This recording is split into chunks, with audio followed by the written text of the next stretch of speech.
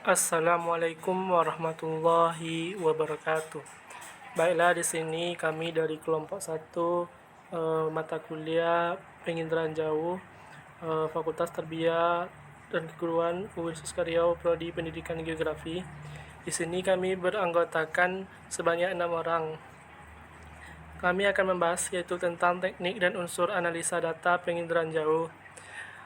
Anggotanya yaitu saya sendiri, Rahmat Hadiki, kemudian Selsi Prisai Nasution, Ulfa Ayulana Segala, Widya Indriani, Zerina, dan Zulfahmi Amriansa. Di sini tugas ini adalah untuk memenuhi mata kuliah penginderaan jauh. Langsung saja kita masuk kepada materi. Yang pertama yaitu teknik interpretasi citra satelit. Dalam suatu analisis, citra penginderaan jauh dilakukan dengan cara interpretasi. Ada objek yang nampak pada citra dan ada objek yang tidak nampak. Untuk interpretasi objek yang nampak dapat secara langsung mendeteksi, mengidentifikasi, dan menganalisis objek tersebut. Tetapi objek-objek tertentu kemungkinan tidak nampak pada citra karena tertutup oleh penutup lahan. Materi selanjutnya yaitu akan dilanjutkan oleh Selsi Prisai Nasution. Kepada Selsi dipersilakan. Baiklah, saya Selsi Prisai Nasution akan melanjutkan penjelasan dari Rahmat Hadiki. Dalam interpretasi citra penginderaan jauh digunakan teknik dan unsur interpretasi citra. 1. Teknik interpretasi citra. Faktor-faktor alam yang terbentuk menjadi suatu objek di permukaan bumi pada kenyataan mempunyai keterkaitan antara satu faktor dengan faktor lainnya, di mana faktor-faktor tersebut saling berinteraksi dan interdependensi. Itu objek-objek yang tidak nampak dapat diinterpretasi dengan menggunakan teknik interpretasi. Dalam interpretasi citra, maka teknik diklasifikasikan menjadi 2, yaitu teknik langsung. Teknik interpretasi dilakukan interpretasi citra maupun digit secara langsung terhadap objek-objek yang nampak. Teknik tidak langsung.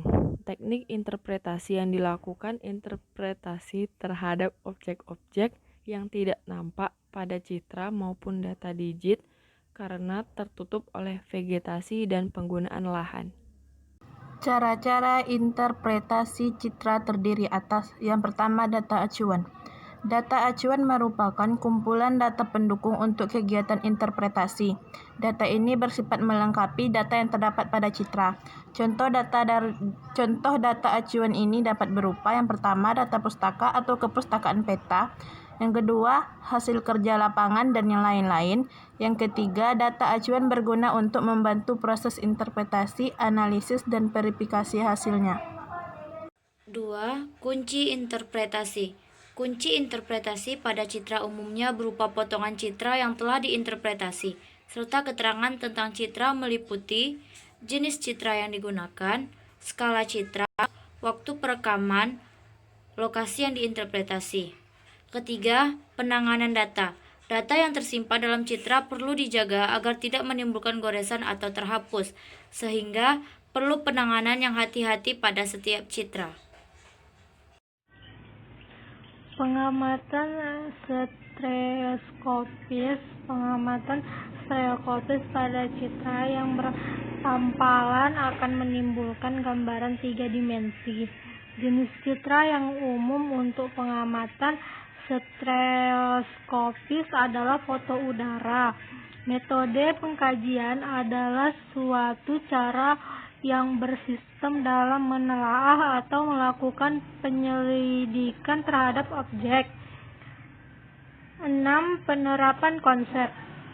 Data inderaja diperoleh dengan menerapkan konsep multi yang terdiri atas konsep multispektrum, multitingkat, multitemporal, multiarah, multipolarisasi, dan multidisiplin. Materi, yaitu tentang unsur-unsur interpretasi citra. Unsur-unsur interpretasi citra seperti rona atau warna merupakan unsur primer. Rona atau warna merupakan unsur spektral karena menunjukkan tingkat kecerahan objek. Sebab jika objek belum dapat diperkirakan, maka unsur selanjutnya digunakan unsur sekunder.